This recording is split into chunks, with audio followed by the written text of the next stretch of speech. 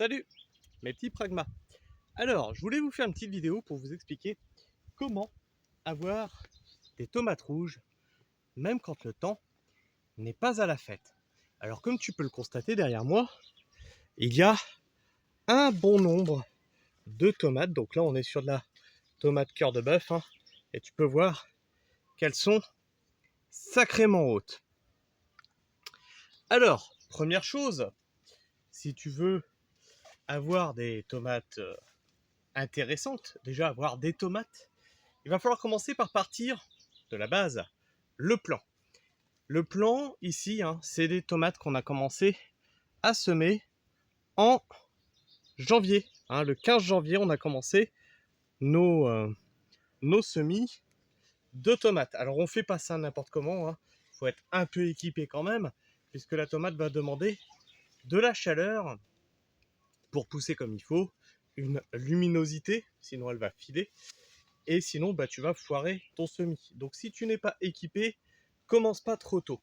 Donc pourquoi je te dis qu'on va commencer par le plan? Je vais vous expliquer quand même que le plan est important. Parce que si tu n'as pas un plan fort pour commencer à faire tes tomates, eh bien tu vas avoir des plans chétifs qui vont te donner des tomates ridicules, voire mourir, voire dépérir quand tu vas les repiquer. Alors le repiquage ici on l'a fait en mars. Tu vois, ici, toutes ces tomates-là, elles ont été repiquées en mars, le 15 mars. Alors, c'est pas ce que je vous conseillerais, pareil, si vous n'êtes pas équipé. Il va mieux falloir attendre mai. Alors, pourquoi ici, on peut se permettre d'attendre, de le faire en mars? Parce que déjà, on est sous serre. Et ensuite, on met tout un stock de seaux noirs remplis d'eau qui font masse thermique et qui vont permettre donc de diffuser la chaleur la nuit. Et tout ça, ça se met en dessous d'un voile d'hivernage, un P17, qu'on double. Donc on a un P34 toute la nuit qui conserve la chaleur accumulée la journée. Parce que mine de rien, sous une serre, même en mars, dès que tu as un petit rayon de soleil, ça chauffe pas mal. Ensuite, une fois que tu as fait ça, il va falloir tailler tes tomates. Ah oui, je sais, cette la coupe, on vous a habitué à vous dire qu'il ne fallait pas tailler les tomates. En fait, moins tu vas tailler tes tomates, plus tu vas avoir des choses qui vont partir de cette manière-là, tu vois, ici, tu vois. Et ça va te faire une branche toute chétive, et en plus tu vas avoir du mal à l'attacher, on est d'accord. Or, pour avoir des belles tomates bien fortes, bien rouges, bien comme il faut qu'elles soient le plus proche possible de la tige principale. D'accord. Ensuite, tu vas me dire, oui, mais attends, parce que si les températures ne sont pas là, la tomate ne va pas rougir. Mais effectivement, si tes températures ne sont pas là, eh bien plutôt que de faire comme ici, de les laisser monter jusqu'en haut, eh bien tu vas étêter ta tomate. Pourquoi tu vas l'étêter? Eh bien parce que ça sert à rien de monter à 6, 7 bouquets. Hein. En France, rarement on monte au-dessus de 5 bouquets. 4 bouquets, déjà c'est pas mal. Donc si tu vois que ça rougit pas, tu peux étêter. Tu vas me dire, ouais, mais ça me fera moins de tomates. Sauf que si la chaleur revient, tu pourras toujours laisser pousser un gourmand. Donc le gourmand, il se fait souvent à la base d'une feuille. Et donc, tu vas pouvoir repartir sur un gourmand si la chaleur revient. Ensuite, on évite les couillonnades. Tu vois qu'ici en bas, les feuilles sont taillées. Alors comment on taille les feuilles? Tu vois ici un exemple flagrant. Donc là, tu vois ici, il y a déjà eu une cueillette. Quand celle-ci était en train de rougir, tu tailles une feuille au-dessus, d'accord? Celle-ci était en train de rougir, tu vois qu'il y a eu la cueillette, taille une feuille au-dessus. Celles-ci sont en train de rougir, on a taillé une feuille au-dessus. Et celles-ci sont en train de venir, tu vois qu'on a taillé une feuille, hop là, une feuille au-dessus. Et après, tu vois, le reste, c'est en train de venir, donc tout doucement. Et au fur et à mesure, tu tailles les feuilles, une feuille au-dessus du bouquet en train de rougir. Pourquoi tu fais ça? Pour éviter les maladies.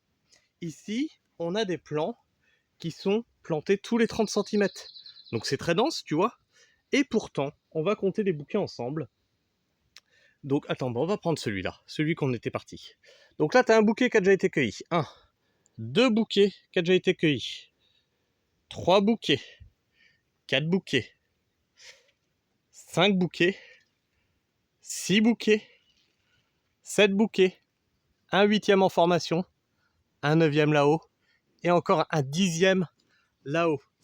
Et là, c'est pas de la petite tomate. On est sur de la tomate cœur de bœuf. De la tomate qui va devenir comme celle-ci. Enfin, je vais vous donner la petite astuce de comment faire rougir ces tomates. Eh bien, il faut résister à l'envie de récolter ces tomates dès qu'elles deviennent rouges. Eh oui, alors moi, qu'est-ce que je fais ici? Je fais en sorte que quand j'ai des tomates rouges, je les laisse sur place. Pourquoi? Parce que la tomate, en mûrissant, dégage de l'éthylène. Et pour faire mûrir les autres tomates, eh ben, il faut de l'éthylène. Donc c'est un effet en cascade que je fais. Je laisse les tomates rouges sur place, et ainsi, elles dégagent de l'éthylène, ce qui fait un effet domino qui fait rougir celles qui sont encore vertes. Et donc quand je commence à voir d'autres qui rougissent, je commence à récolter, tu vois. Mais il faut toujours en laisser une ou deux sur place, rouges, afin que cet éthylène se diffuse et fasse un effet en cascade, un effet domino. Dernière chose, on vous parle souvent des températures. Oui, il faut faire attention qu'il fasse 10 degrés le matin et plus de 20 degrés l'après-midi, etc., etc.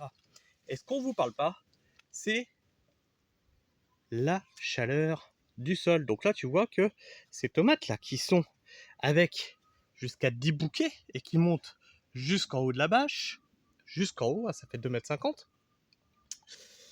et on est au 15 juillet, ces tomates sont mises sur bâche noire. Tu vois que les tomates qui sont ici sont légèrement plus petites, hein, et elles sont en pleine terre. Mais elles profitent bien de la chaleur parce qu'on est sur le côté de la serre. Je vais vous en filmer d'autres, vous allez voir, vous allez comprendre. Sans bâche noire et en centre, c'est très flagrant. Voilà, ici par exemple, tu vois ici là, tu as une tomate, tu vois, elle m'arrive même pas à l'épaule, qui est au pleine terre et sans bâche noire, tu vois, sans bâche noire au sol. Donc qu'est-ce que ça va apporter la bâche noire? La bâche noire, elle va apporter tout simplement de la chaleur au pied, ce dont la tomate a besoin. Parce que sans chaleur au sol, si vous mettez un bon gros paillage qui va isoler le sol des rayons du soleil, le sol va rester froid un moment. Donc, c'est contre-productif, d'accord? Alors vous allez me dire, ouais, mais de la bâche noire, ça pollue. Alors celle-ci, oui. Celle-ci, oui, parce que c'est à usage unique. C'est un rouleau qu'on finit. Il existe des bâches comme ça, qui sont biodégradables, c'est-à-dire que vous pouvez les mélanger directement avec le sol, elles vont se biodégrader, d'accord? Sinon, et c'est ce qu'on va faire les années suivantes, vous partez sur du film de paillage, vous savez, ce film qui est tressé, et vous le prenez de couleur noire, ou alors de la bâche d'ensilage. Dans les deux cas, ces bâches-là vont vous faire une dizaine d'années, sans que vous ayez besoin de les refaire, et encore une dizaine d'années avec un usage intensif, hein. Si vous les entretenez bien comme il faut, elles peuvent vous faire bien plus longtemps. Et donc, si tu procèdes ainsi, tu as toutes les chances d'avoir des tomates rouges assez tôt. Alors, quand je te dis détêter ta tomate, tu me les têtes pas à 1 mètre de haut. Tu me les têtes au-dessus du 4e bouquet, bien entendu. Hein. Sinon, ça sert absolument à rien. Enfin bref, mes petits pragmas, j'espère que cette vidéo vous aura intéressé, j'espère qu'elle vous aura plu, j'espère qu'elle vous a apporté un peu plus de clés de compréhension sur la tomate et comment les faire rougir. Et j'espère vous revoir bientôt dans d'autres vidéos. Prenez soin du sol et restez pragmatiques. Ciao.